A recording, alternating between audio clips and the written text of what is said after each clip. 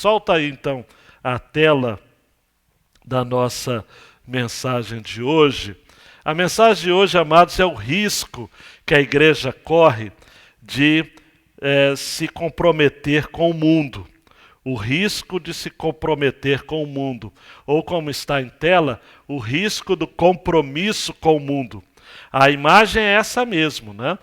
Em tempos aí de todo mundo conectado, você tem um laptop apontando para o mundo. Hoje, amados, você não precisa ir para o mundo vai até você. Isso me faz lembrar uma mãe ingênua que um dia disse: olha, graças a Deus o meu filho não tem esse negócio de ir para a rua, eu comprei um computador para ele, fica no quarto dele, ele fica em casa o tempo todo, ele não vai para a rua. Ele não vai para a rua, mãe ingênua, cara pálida, não é?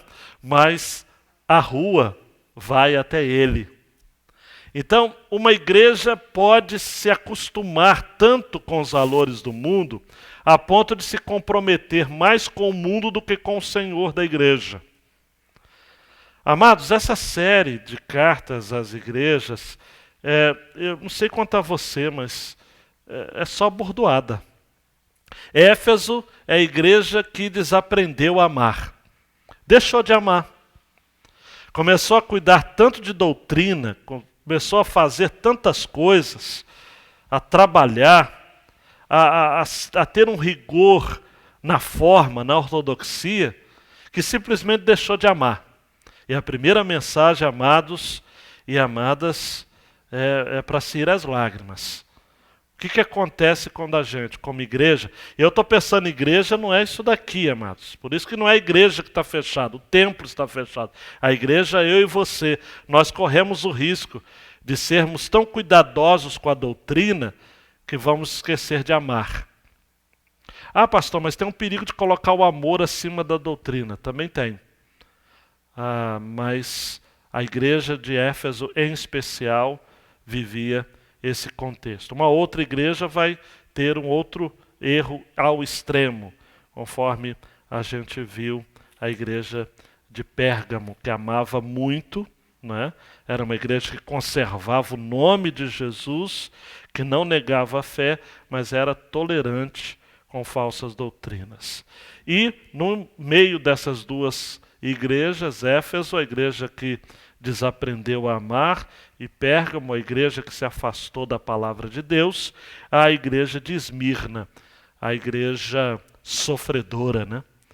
A igreja que precisava ser fiel até a possibilidade da morte para receber a coroa da vida. A gente acha bonito, né? Coroa da vida, mas só recebe a coroa da vida quem morre. Não é? A coroa da vida não pode ser dada se você não morrer. E o vencedor, de modo algum, sofreria segunda morte. Então, eu estou falando da primeira morte, que é a morte física. Abrindo a sua Bíblia, nós temos Apocalipse 2, 18 a 29. É o texto maior, a carta maior para a igreja numa cidade, de certo modo, menos prestigiada. Tiatira, a gente sabe pouca coisa da igreja, a não ser que Lídia, Atos capítulo 16, era natural de Tiatira. Tiatira era uma cidade comercial, era uma cidade de tintureiros, era famosa, era uma cidade famosa pela tinturaria de tecidos. Por isso que Lídia era vendedora de púrpura e havia aprendido o seu ofício desde família. Era uma igreja numa cidade que era famosa também por templos a vários deuses pagãos. A gente vai estar entrando em detalhe daqui a pouco. E era uma igreja que estava enfrentando a seguinte questão.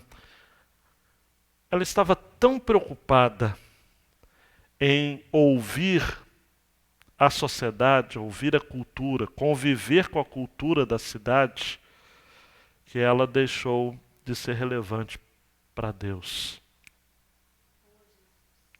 Ela começou realmente a se aliar com as coisas do mundo.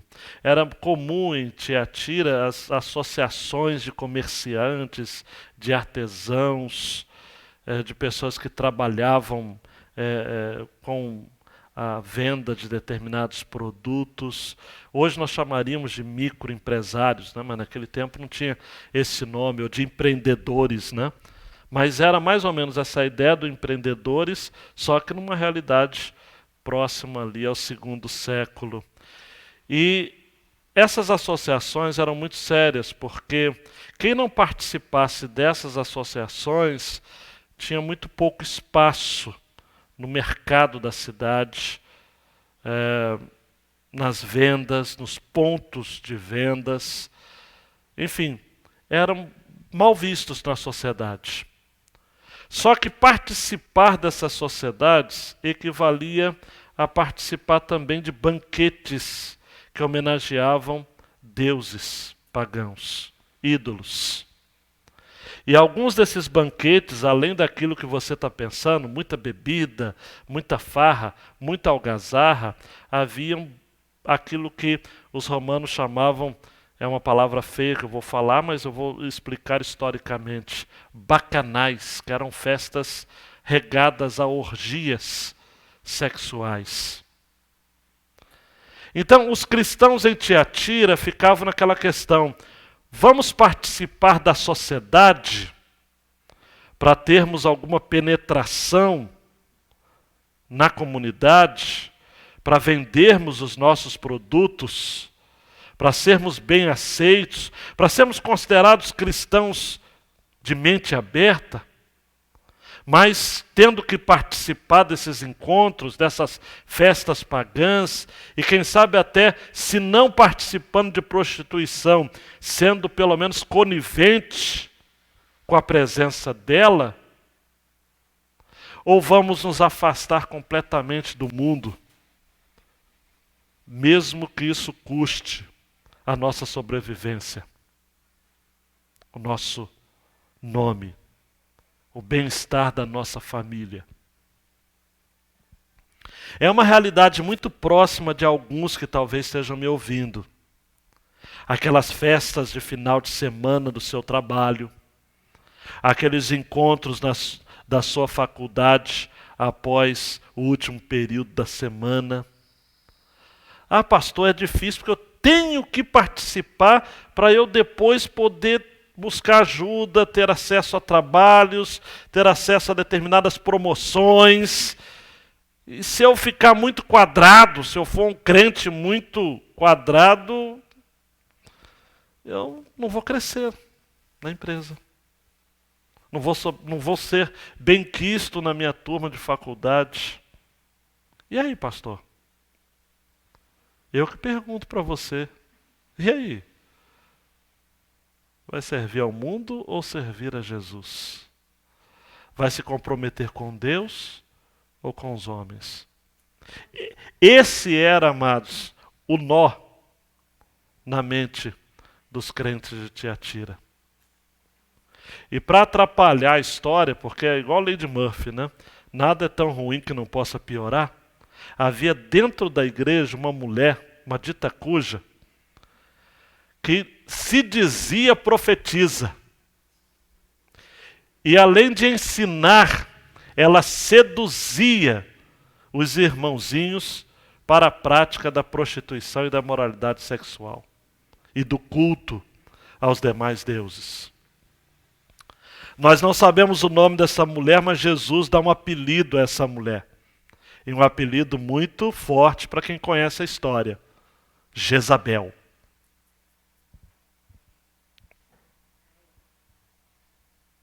E Jesus diz que essa mulher, e quem segue essa mulher, vai se dar mal.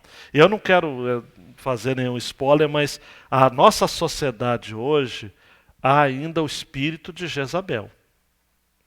No contexto da igreja também há. E eu vou pontuar isso aqui. Vou ser fiel à proposta do texto, vou fazer algumas aplicações severas. Eu quero que você reflita muito, muito, muito. Se nossa igreja, amados, neste tempo, correndo sério risco de se comprometer com o mundo. Que tipo de postura nós precisamos tomar para agradarmos mais a Deus do que aos homens? Usando uma expressão que a moçada jovem gosta de usar, nós não queremos ficar bem na fita. Nós queremos ficar bem com Deus. Então isso é muito sério. É uma mensagem realmente séria. Só a leitura do texto já vai mexer muito com a gente. E eu de novo não liguei o cronômetro, Willo. Eu vejo o Willo aqui interpretando, eu fico à vontade, porque eu sei que eu posso pregar até a meia-noite. Então eu vou começar agora. Então está valendo a partir de agora. Vamos ao texto. Apocalipse 2, 18 a 29. Escreve ao anjo da igreja em Tiatira. É uma apresentação, né? Assim diz o Filho de Deus, que tem os olhos como uma chama de fogo e os pés semelhantes ao metal que brilha. Agora vem a exortação. Conheço tuas obras, teu amor, tua fé, teu serviço e tua perseverança. Sei que tuas últimas obras são mais numerosas que as primeiras, mas tenho contra ti que toleras Jezabel, mulher que se diz profetiza. Ela ensina e seduz meus servos a se prostituírem e a comerem das coisas sacrificadas a ídolos. Dei-lhe tempo para que se arrependesse, mas ela não quer arrepender-se da sua prostituição. Farei que ela adoeça e enviarei uma grande tribulação se comete adultério com ela, se não se arrependerem de suas práticas. Matarei os filhos dela, e todas as igrejas saberão que sou aquele que sonda as mentes e os corações, e darei a cada um de vós segundo as suas obras. Mas digo a vós, os demais que estão em Tiatira, a todos que não seguem essa doutrina e não conhecem as chamadas coisas profundas de Satanás, não colocarei outra carga sobre vós, mas conservai o que tendes até que eu venha. Agora a recompensa ao vencedor e ao que continuar nas minhas obras até o fim, darei autoridade sobre as nações, assim como eu recebi a autoridade de meu Pai, e com cetro as regerá, quebrando-as como são quebrados os vasos do oleiro.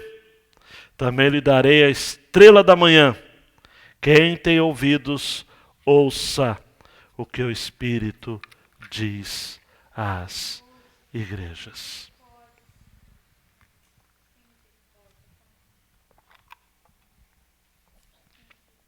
João Marcos, dê um clique, por favor. A grande ideia desta passagem.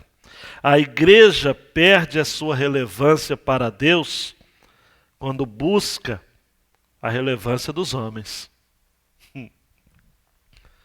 É só a igreja, amados, buscar a relevância dos homens que ela perde a sua relevância para com Deus. A gente precisa ficar muito atento a isso. Um clique, João Marcos, por favor. A apresentação e a exortação, nós encontramos Jesus em sua face severa, diz o versículo 18. Assim diz o Filho de Deus, que tem os olhos como uma chama de fogo e os seus pés semelhantes ao metal que brilha.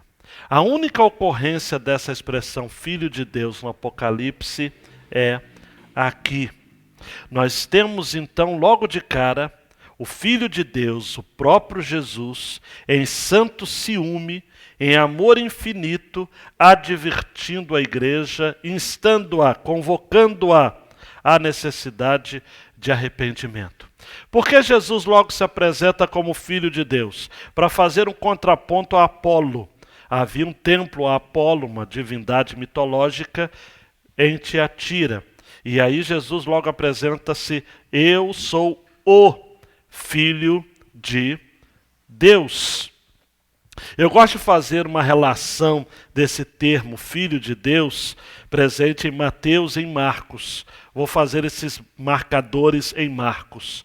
Marcos 1,11, Jesus, quando sai das águas do batismo, ouve uma voz dos céus que dizia: Tu és meu Filho amado, em quem me comprazo. No episódio da transfiguração, Marcos 9:7, desce uma nuvem que cobre todos com a sua sombra, e sai da nuvem uma voz que dizia: Este é o meu Filho amado, a ele ouvi. E ao final, Marcos 15:39, o centurião, diante da cruz, vai estar dizendo, após a morte de Jesus: verdadeiramente este homem era o Filho de Deus. Então, amados e amadas, diante de uma igreja que estava em uma cidade, que além de grupos de artesãos e profissionais, que eu já citei hoje, citei há pouco, tinha templos, incluindo templos em homenagem a Apolo, a Tirimânios, a Artemis, que era chamada Diana pelos romanos, uma cidade que cultuava também em um santuário uma mulher chamada Sambate, que era uma espécie de orácula, isso mesmo, né? Uma mulher que, quando estava endemoniada, proferia seus prognósticos e suas adivinhações. Me parece de que uma cidade que estava dando tanto destaque a figuras femininas no seu culto, e na cultura também, pode ter facilitado o trabalho de Jezabel, a mulher que seduzia os discípulos e incentivava a idolatria, a prostituição. Por isso que eu tenho para mim que Jesus se apresenta aqui logo de cara com seu gênero masculino, o Filho de Deus. Somente aqui no Apocalipse, o Filho de Deus. Eu tenho os olhos como uma chama de fogo. Apocalipse 1, 14 e 15. E a sua cabeça e cabelos eram brancos como a lã branca, como a neve, e seus olhos como chama de fogo. A ideia são olhos penetrantes, olhos que queimam. Jesus tem os seus olhos sobre a igreja. E os seus olhos são de amor, mas um amor ardente. Usando a expressão da música do Juliano Som, a tradução, né? Um amor furioso. Não é um amor que abre mão de defeitos. Não é este amor tolerante, este amor homoafetivo. Um amor que se esquece daquilo de errado que se faz, ou que faz vista grossa para isso. Não, não. Ele tem olhos de chama de fogo. Os seus pés são semelhantes ao metal que brilha. Dá a ideia de latão reluzente, de passos firmes, da imagem de uma imponência, de uma honradez. São as figuras de Daniel, né? Daniel 10, 6. O seu corpo era como berilo, seu rosto parecia um relâmpago, seus olhos como tochas de fogo, seus braços e seus pés brilhavam como bronze polido, e a voz das suas palavras era como a voz de uma multidão. Jesus se apresenta logo de cara, seu cartão de visitas. Sou o Filho de Deus. Meus olhos são como chama de fogo, e os meus pés são reluzentes como metal que brilha. Eu estou aqui. Eu conheço essa igreja. Versículo 19. E era uma igreja realmente operosa, amados. O texto diz: conheça as tuas obras, vai se repetir a palavra obras depois, o teu amor. Obras são atividades. O teu amor, a tua fé, o teu serviço, no original aqui é diaconia. Era uma igreja que produzia atos de serviço para a comunidade. A tua perseverança era uma igreja firme diante do sofrimento. Não sabemos históricos de perseguição, mas deveria haver, por ser um centro também religioso e de idolatria. E um detalhe que eu gosto muito, que Jesus destaca da igreja de Tiatira, diz no versículo 19: as tuas últimas obras são mais numerosas do que as primeiras. Isto é, era uma igreja que estava avançando. Era uma igreja que estava se aprimorando. Não era uma igreja que havia parado no fosso da história. Não era uma igreja que tinha apenas a visão do retrovisor. Não era uma igreja que lustrava os troféus do passado recente. Não. Era uma igreja que as últimas obras eram bem mais numerosas do que as primeiras. Pronto. Nota 10 para essa igreja. Até aqui. Versículo 20. Mas tenho contra ti. Amados, eu já disse para vocês na quinta-feira passada, quando Jesus diz, tá bom, tá bom, tá bom, tá bom. Nota 10. Mas tenho contra ti. Isso é para a gente tremer. Jesus diz, tenho contra ti que toleras Jezabel, mulher que se diz profetiza. Ela ensina e seduz meus servos a se prostituírem e comerem das coisas sacrificadas a ídolos. Era uma impostora, era uma vigarista, era uma charlatã, era uma enviada do demônio. Mas quem era essa mulher? Possibilidades, amados. Há quem diga que era a esposa do pastor.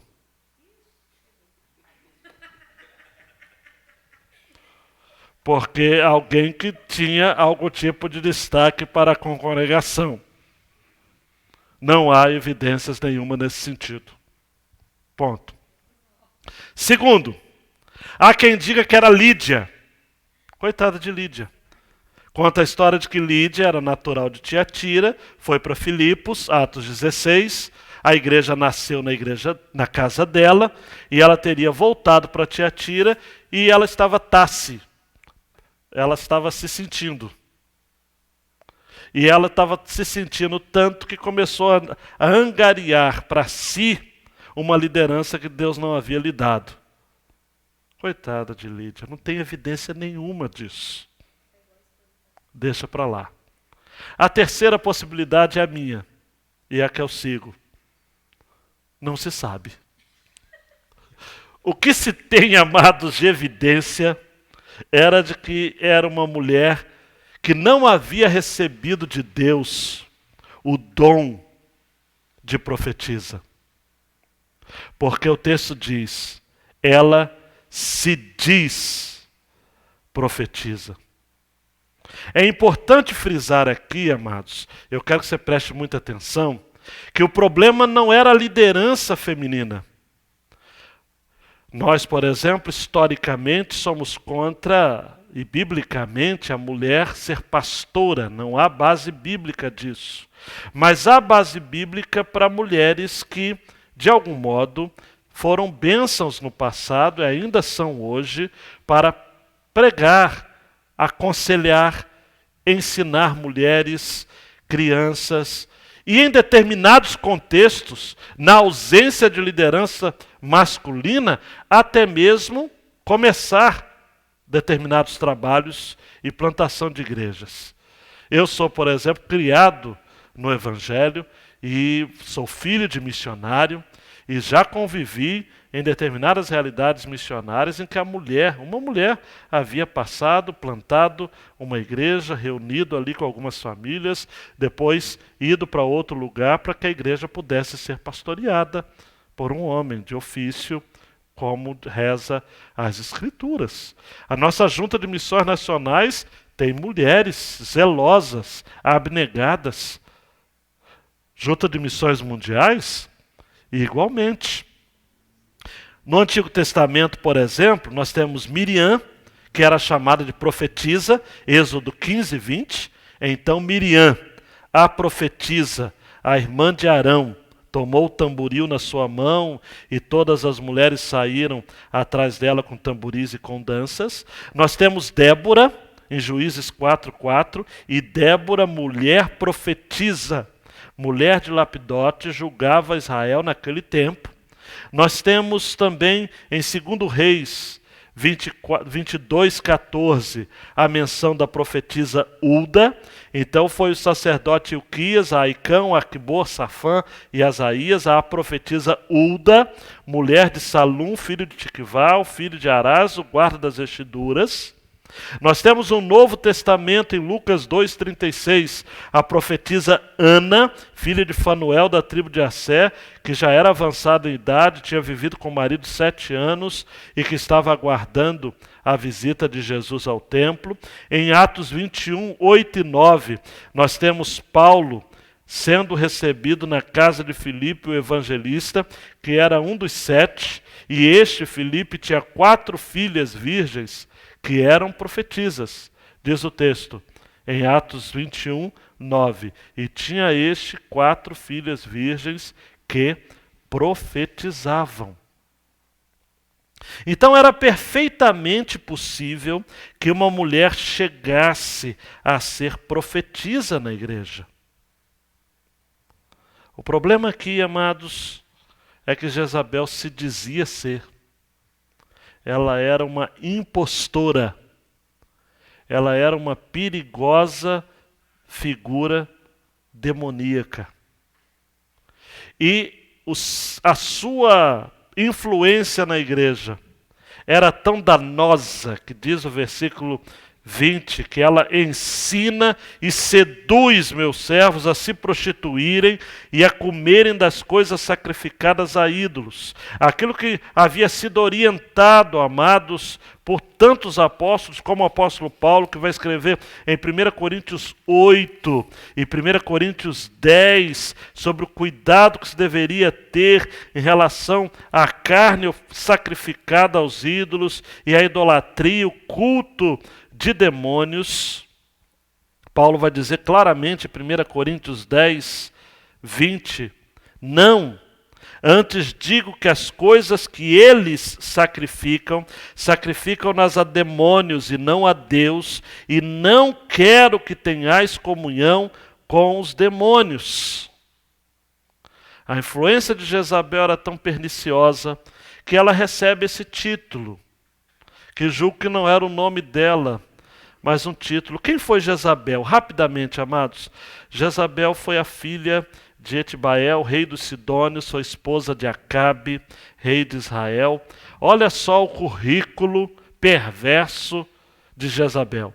Ela praticava feitiçaria, ela adorava ao deus pagão Baal, ela fez para si um poste ídolo, ela apoiou centenas de falsos profetas e ela tentou eliminar os profetas verdadeiros de Deus. Só isso. Essa Jezabel, amados, tudo nos leva a crer, era uma falsa profetisa, não havia sido levantada por Deus, estava numa longa lista de inimigos infames de Cristo. Ela ensinava imoralidade sexual, consumo de comida sacrificada aos ídolos. Ela incentivava a participação de festas e de ritos pagãos nas diversas associações da cidade. Ela é responsável por um espírito de rebeldia, e a rebeldia desta mulher era tão grande que diz o versículo 21 que Jesus dá um tempo para que ela se arrependesse. Dê-lhe um tempo para que se arrependesse, mas ela não quer arrepender-se da sua prostituição. E aqui há uma relação que os profetas vão estar fazendo também. Oséias faz isso de modo muito especial, Ezequiel faz isso também, com a prostituição e a idolatria. Está tudo misturado. Está tudo junto, amados. Jezabel, amados, representa aqui, do ponto de vista espiritual, a imitação satânica dos dons espirituais. Tudo aquilo que nós conhecemos de dons espirituais e carismáticos na Bíblia, Jezabel representava um contraponto de imitação. Ela era uma mulher extremamente bem dotada intelectualmente, psiquicamente também dotada. E talvez, amados, eu estou usando um talvez assim de maneira muito relutante, porque eu tenho certeza, ela era inspirada pelos demônios. Jesus dá um tempo para que ela se arrependesse, mas o texto diz que ela não quer se arrepender. E olha para mim, o que Jesus faz então? O que Jesus faz com falsos líderes hoje na igreja? Porque, amados e amadas, o espírito de Jezabel não ataca, não influencia apenas mulheres. O espírito de Jezabel diz respeito a todo um falso sistema de ensino na igreja, que inclui, por exemplo, adoração de imagens, venda de indulgências, absolvição de pecados, relações sexuais ilícitas. Nós estamos vivendo um contexto na igreja evangélica brasileira, claro que agora o Senhor está nos mexendo, onde havia uma libertinagem, amados, na prática de determinadas questões envolvendo sexo, envolvendo culto ao corpo, envolvendo o uso de bebidas alcoólicas. Nós vivemos um tempo em que as coisas começaram a se tornar muito comuns. E em nossa igreja também. Porque quando a gente fala em libertinagem, todo mundo fica pensando nas vias de fato, né? Mas se esquece de que o processo decadente da moral, dos bons costumes e do rigor da palavra de Deus também é uma forma de libertinagem. O espírito de Jezabel, amados, é alimentado quando homens do sexo masculino se negam a ser líderes na igreja, a ser líderes em casa, a ser líderes na sociedade. Porque na falta dos homens, no vácuo deixado pelo homem, Jezabel se alimenta. Se alimenta da covardia do homem, do egoísmo do homem, e alimenta então esse espírito de rebeldia, de sedução, de pecado. Jesus pega muito pesado. Ele diz assim no versículo 22, farei que ela adoeça, e enviarei uma grande tribulação se cometa adultério com ela, se não se arrependerem de suas práticas. Matarei os filhos dela. Filhos aqui são discípulos, tá? Seguidores. E todas as igrejas saberão que eu sou aquele que sonda as mentes e os corações. Você vê que eram doutrinas, amados, que atacavam a ideologia, as mentes e as afeições do coração. E darei a cada um de vós segundo as suas obras. Hernando Dias Lopes vai dizer o seguinte, olha, aquela igreja tinha o seguinte quadro, e ele narra, pinta esse quadro. Ele diz assim, naquele bonito campo, permite-se que uma planta venenosa viceje. Naquele corpo saudável, que era a igreja, um câncer maligno começou a formar-se. Um inimigo está encontrando guarida no meio da comunidade. Havia transigência moral dentro da igreja. E para terminar, uma outra imagem que o Hernandes lembra. Aqui não é o lobo que vem de fora, é o lobo que está enrustido dentro da igreja. Amado e amada, preste atenção, eu acho que pior do que a oposição do mundo. O governo nos persegue. Dá para levar. Ah, o sistema capitalista nos persegue. Dá para levar. O sistema comunista nos persegue. Dá para levar. A imoralidade sexual do mundo, os prazeres da carne, a indústria da pornografia persegue a igreja. Dá para levar. Agora, a corrupção de dentro, a planta venenosa que está dentro da igreja, um bonito jardim, o câncer que é alojado dentro do corpo, uma liderança rebelde,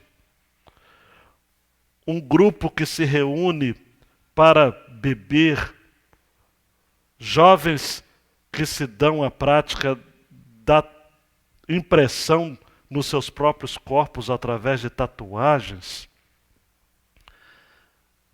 palavreados obscenos e de duplo sentido nos lábios dos adolescentes, crianças que são criadas longe do contexto da igreja local, com festinhas que homenageiam personagens da televisão, alguns deles com histórias completamente questionáveis.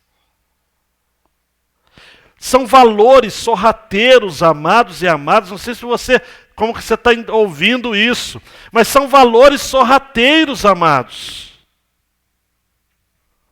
Não é uma destruição que é provocada por uma bomba. É a destruição que é provocada por uma infiltração. É o que a gente está vendo na nossa parede aqui, vai gotejando de água, vai gotejando de água, vai gotejando de água. É uma árvore frondosa que começa a cair por conta de cupins. Coisas pequenas, amados. Aquilo que eu ouvi certa feita no Despertar lá em Niterói, e põe anos nisso, o pastor Tércio, hoje pastor da primeira igreja batista de Maceió. Pequenas concessões, grandes tragédias. É isso. Uma mulher que se diz profetiza, que assume a liderança da igreja porque os homens bananas não queriam assumir responsabilidade. Homens que ficavam ouvindo a voz da mulher em casa, que as mulheres mandavam em casa, chegam na igreja, querem mandar também. E começam então a ensinar e a fazer pouco caso de determinadas verdades, e a igreja fica feminilizada, uma igreja que cede a sua agenda das escrituras para seguir a agenda do mundo, as datas do mundo, as festas do mundo, os símbolos do mundo, os valores do mundo. E o resultado é o quê? Morte. Matarei os filhos dela, versículo 23. E todas as igrejas saberão que eu sou aquele que sonda as mentes e os corações, e darei a cada um de vós segundo suas obras. 24. Mas digo a vós, os demais que estão em Tiatira, a todos que não seguem essa doutrina, graças a Deus, a igreja havia aqueles que não seguiam essa doutrina e não conhecem as chamadas coisas profundas de Satanás. Deixa eu só falar essas profundas coisas de Satanás. Amados, um dia eu disse isso para um grupo de pastores numa pregação, o pessoal ficou de olho esbugalhado, mas toda igreja tem uma igreja verdadeira dentro dela, que é de Jesus, e tem uma igreja de Satanás dentro dela. Essas 7 igrejas, eu só não vou falar das 7, nós estamos na 4ª, não é? Em Esmirna, havia o quê? Uma sinagoga de Satanás. Estão comigo? Em Pérgamo, havia o quê? O trono de Satanás. Em Tiatira, as pessoas falavam das profundezas de Satanás. E por fim, em Filadélfia, havia também uma sinagoga de Satanás.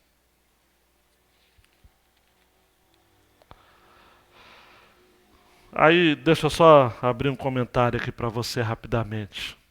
Não existem as profundezas de Deus?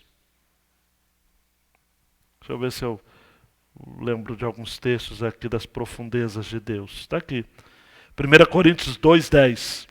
Mas Deus nolas revelou pelo seu Espírito, porque o Espírito penetra todas as coisas, ainda as profundezas de Deus. Estão comigo? Romanos 11:33. Ó profundidade das riquezas, tanto da sabedoria como da ciência de Deus. Há também as profundezas de Satanás.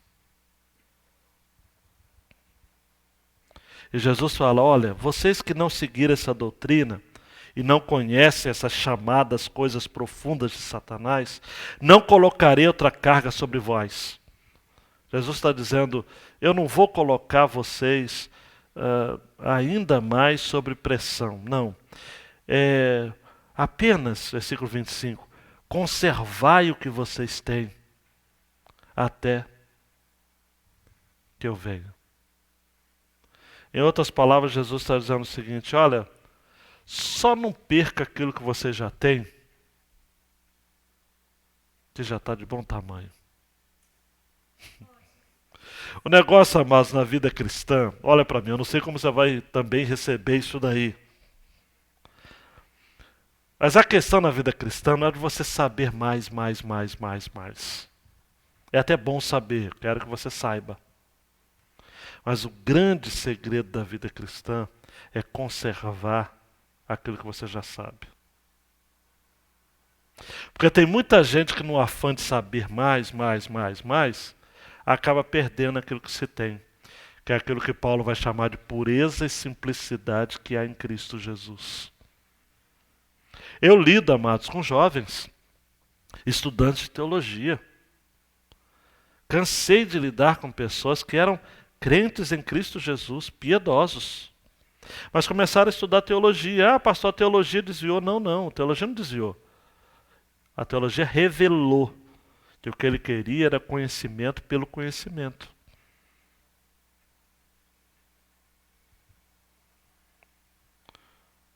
Por isso que o castigo foi severo, amados. Porque tinha que ser mesmo. Doutrina, amados e amadas, é santidade na vida, não é apenas ensinamentos. Doutrina é extensão da própria vida do crente. O evangelho é puro e simples, amados. O que acontece é que há pessoas que são seduzidas pelo lado escuro da força, né? Usando a expressão do Star Wars, é seduzido pelo sucesso, pelo conhecimento. John Wesley fez um alerta. Na verdade, isso aqui não é nem um alerta, é uma palavra profética no sentido claro da palavra. Que terrível é quando os embaixadores de Deus se transformam em agentes do diabo. Quando aqueles que são comissionados para ensinar aos homens o caminho do céu, ensinam de fato o caminho para o inferno. Se alguém perguntar por que, quem faria isso, eu responderei: milhares de homens, sábios e honrados. Todos aqueles de qualquer denominação que encorajam o orgulhoso, o leviano, o amante do mundo, dos prazeres, o injusto, o cruel, o maldoso, o despreocupado, o insensível a pensar que está no caminho do céu. Estes são falsos profetas, no verdadeiro sentido da palavra. São traidores de ambos, de Deus e dos homens. Uma igreja, amados, preste atenção, que se acomoda ao mundo, ao invés de se separar do mundo, não demora a ser cativada pelo mundo. Por isso, dá um clique aí, João Marcos. A recompensa de Jesus é para o vencedor. ao vencedor. Só recebe recompensa, amados, quem vence. E ao que continuar nas minhas obras até o fim, preste atenção, não basta também só ser vencedor, tem que continuar nas minhas obras até o fim. A questão, amados, não é largar na frente de todo mundo. A questão é cruzar a linha de chegada. Se você vai chegar primeiro ou não, se você... O negócio é fazer como Paulo diz, eu completei a minha carreira. O que você vai ganhar? Primeiro, darei autoridade sobre as nações, assim como recebi a autoridade do meu Pai, com cetro de ferro as regerá, quebrando-as como são quebrados os vasos do oleiro. Os santos, amados, vão julgar o mundo. 1 Coríntios 6:2. Não sabeis vós que os santos hão de julgar o mundo? Em dois textos de Apocalipse, Apocalipse 12:7, vamos encontrar 12:7, não, 12:5.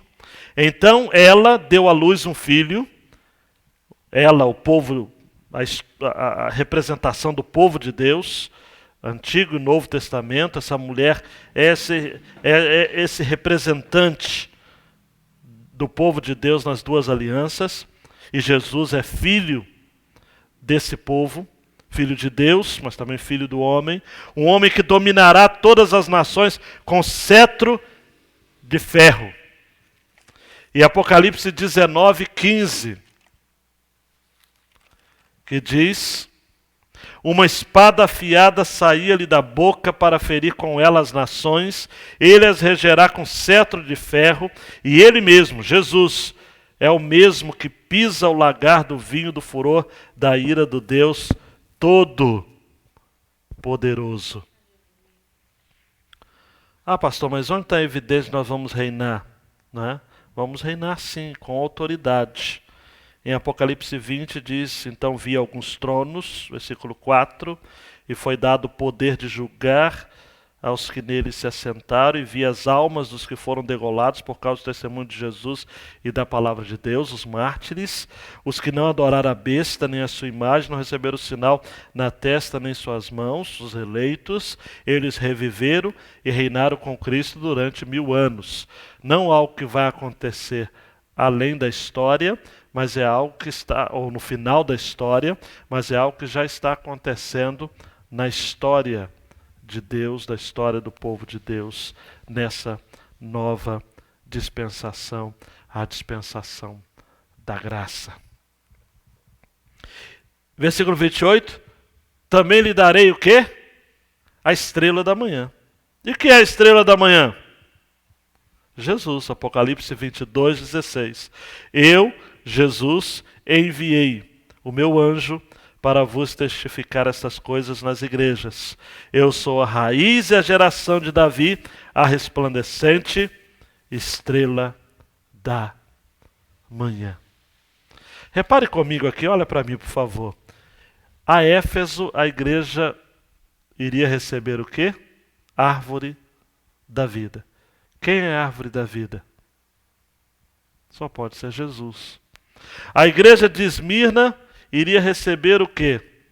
Não sofreria a segunda morte, ou melhor, receberia a coroa da vida antes. A árvore da vida, a coroa da vida. Que também é o próprio Jesus. Pérgamo iria receber uma pedra branca. Além do maná escondido, que também é uma figura de Jesus, João 6, eu sou o pão vivo que desceu do céu, aquele que come de mim jamais terá fome. E uma pedra branca escrito um novo nome, que eu já dei a minha dica, que vai ser o nome de cristão. O nome que em Atos dos Apóstolos, os primeiros discípulos de Jesus foram chamados em Antioquia. E agora, a igreja em Tiatira vai receber a estrela da manhã. Para os povos antigos, a estrela da tarde era a morte. E a estrela da manhã era a vida e a imortalidade. Interessante. Estrela da manhã. Avançando, João Marcos, vamos às aplicações para a gente aquecer o nosso coração nesta noite e refletir ainda mais naquilo que Ele tem para nós. Jesus é o Filho de Deus que está conosco. Dando um clique, João. Nos tempos de maior provação. E como nós temos sido provados, amados? Podemos conectar esse título, Filho de Deus, com o famoso quarto homem na fornalha. Você se lembra disso? Daniel 3, 20 a 25. Não vou ler o texto todo, não. Eu só vou ler o 24. Então o rei Nabucodonosor se espantou e se levantou depressa e falou, dizendo aos seus conselheiros: não lançamos nós dentro do fogo 3 homens atados? Responderam e disseram ao rei: é verdade, ó rei. 25. Respondeu dizendo: eu, porém, vejo 4 homens soltos que andam passeando dentro do fogo, sem sofrer nenhum dano. E o aspecto do quarto é semelhante ao Filho de Deus.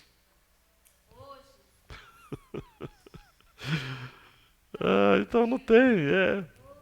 Está tudo junto, amados. Está tudo conectado às Escrituras. Nós não estamos numa fornalha, gente. Coronavírus, pandemia, enfermidades, medo, desespero. Eu tenho orado com pessoas, amados, e eu não vejo porque eu não estou vendo a pessoa ali, mas os olhos desesperados. Pastor, a impressão que alguns têm de que o corona está chegando aqui. Mas Jesus manda dizer para você, Ele é o quarto homem na fornalha. Ele é o Filho de Deus, Ele está no fogo com você.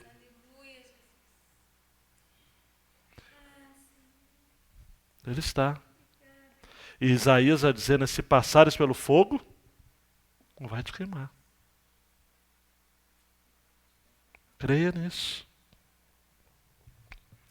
João Marcos, a igreja precisa evoluir em suas obras. Eu gostei, já destaquei aqui o testemunho da igreja de Jesus, a igreja batista de Tiatira, era de que as últimas obras eram mais numerosas do que as primeiras.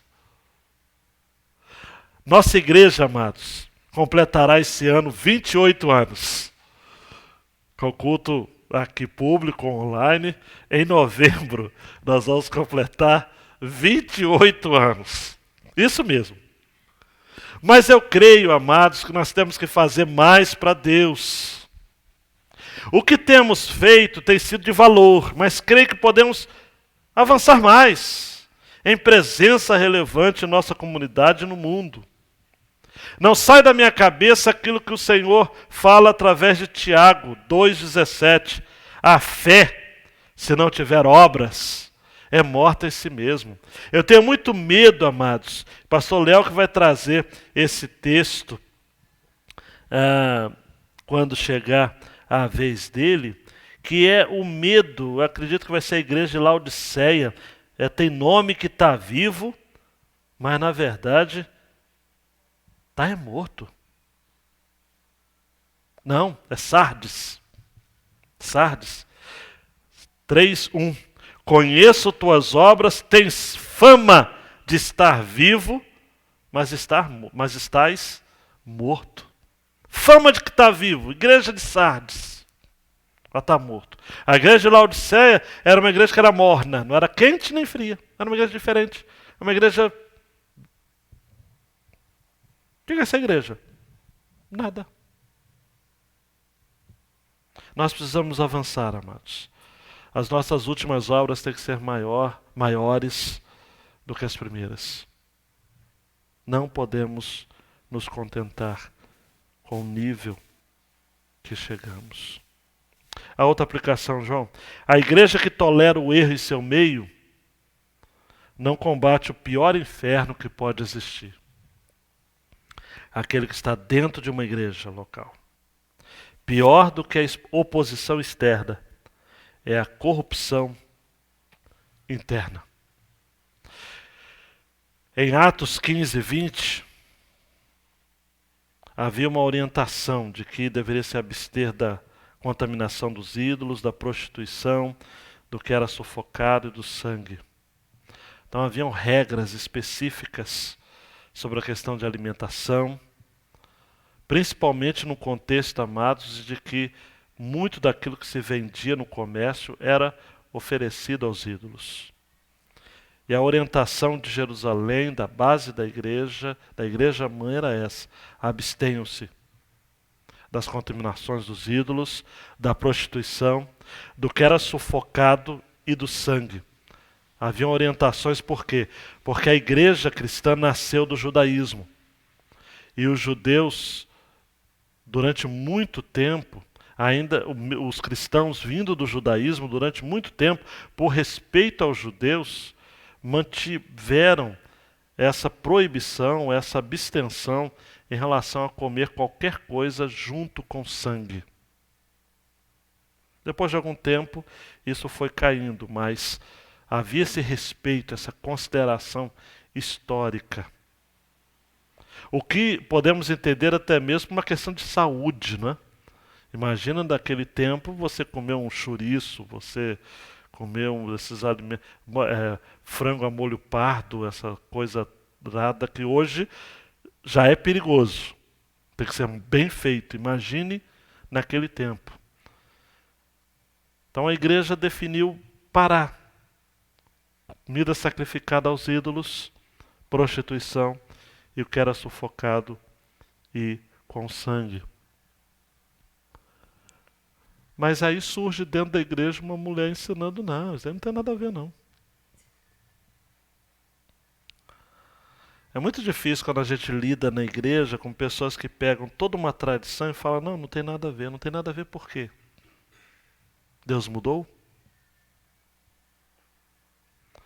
Daí vem a outra aplicação, né? Deus age com rigor extremo. João Marcos, dá um clique. Para disciplinar a sua igreja. Há quem pense que as portas de uma igreja não podem ser fechadas, mas não é o que a Bíblia diz, tá?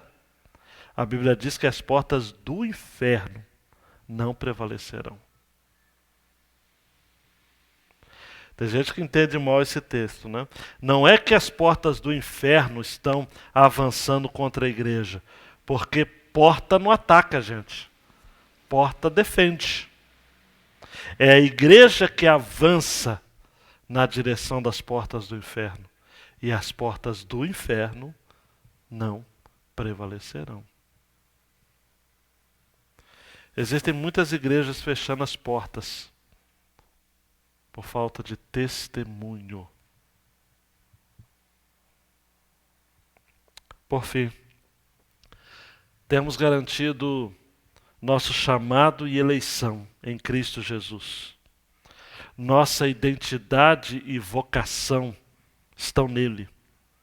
Por isso nos assentamos com ele, reinamos com ele e seremos glorificados por ele. Essa é a autoridade que a igreja tem, amados. Preste atenção. A igreja hoje tem uma autoridade que não pode abrir mão, porque ela reina com Cristo. Ela não precisa cobiçar os reinos deste mundo.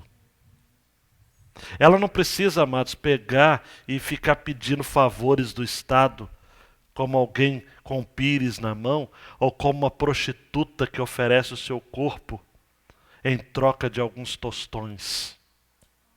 A igreja não precisa disso. A igreja não precisa se prostituir unindo ao Estado para receber qualquer tipo de benefícios políticos. A igreja, eu disse isso aqui, vivo repetindo, a igreja não precisa de política.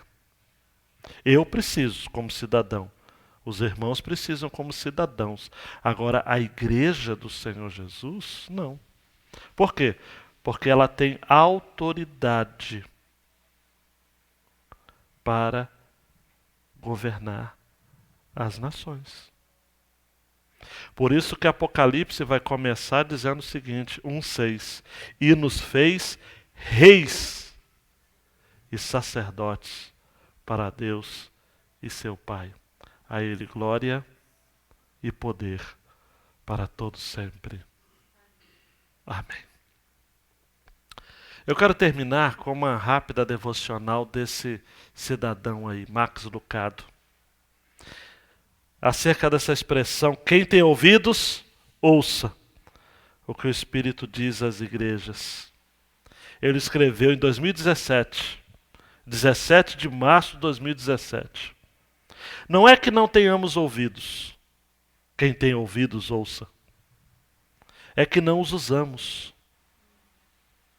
O grande mandamento de Deus por meio de Moisés começou com: ouça, ó Israel, o Senhor, o nosso Deus, o nosso único Senhor. Provérbios 8:34 vai dizer: como é feliz o homem que me ouve. Jesus disse em João 10:3-5: as ovelhas ouvem a sua voz, o seguem porque conhecem a sua voz. Por isso que todas as 7 igrejas, e eu estou concluindo aqui a 4ª igreja, o pastor Léo vai prosseguir na 5ª que vem, termina do mesmo modo: aquele que tem ouvidos, ouça o que o Espírito diz às igrejas. E por fim, Max Lucado, que gosta muito de usar metáforas, ilustrações, ele diz o seguinte: nossos ouvidos, diferentes dos nossos olhos, não têm pálpebras. Por quê? Porque eram para estar sempre abertos. Você pisca com os olhos, mas não tem como piscar com os ouvidos. Porque a fé vem pelo ouvir. A igreja precisa ouvir a Deus. Tem que ouvir o mundo. John Stott fala: ouça a Deus, ouça o mundo. Sim, mas tem que ser a nossa referência tem que ser Deus. Você dá um clique aí, João. A igreja que perde a sua relevância para Deus, a igreja perde a sua relevância para Deus quando busca a relevância dos homens. É sempre assim. Sempre, sempre, sempre. Abaixa sua cabeça aí, meu queridão, minha queridona, meu adolescente. O que do mundo te seduz? Meu jovem, o que do mundo te seduz? Meu irmão, homem, o que do mundo te seduz? Minha irmã, mulher, o que do mundo te seduz? É a bebida? É uma tatuagem? É uma música? Uma trilha sonora? Se Jesus tivesse acesso à sua playlist, ele adoraria a Deus com você, com essas músicas? Se Jesus, como eu creio que está, tá? Mas imagina Jesus do seu lado, lendo a literatura que você tem acesso. Ele diria: como eu cresci no meu entendimento de Deus, do Pai, através dessa literatura. Ele falaria isso? Quem tem ouvidos, ouça o que o Espírito diz às igrejas. Mas por que você muitas vezes não ouve o Espírito? Porque você ouve outros espíritos. Seus ouvidos estão fora de alinhamento com o Espírito. Se o pior cego é aquele que não quer ver, o pior surdo espiritual é aquele que não quer ouvir o Espírito. Ouça o Espírito. Ouça o Espírito. os músicos virão para compartilhar um hino. E mantenha-se em oração. Eu tenho alguns avisos importantes para dar para você, igreja. Mas permaneça em oração. Esta mensagem mexeu com você? Impactou a sua vida? Compartilhe isso. Mande esse link para outras pessoas. Ouça de novo. Faça apontamentos. Estabeleça definições, marcos. Usando a expressão de Jonathan Edwards, faça resoluções a partir de tudo que você ouviu. Reflita. Eu tenho amado o mundo. Eu tenho servido ao mundo.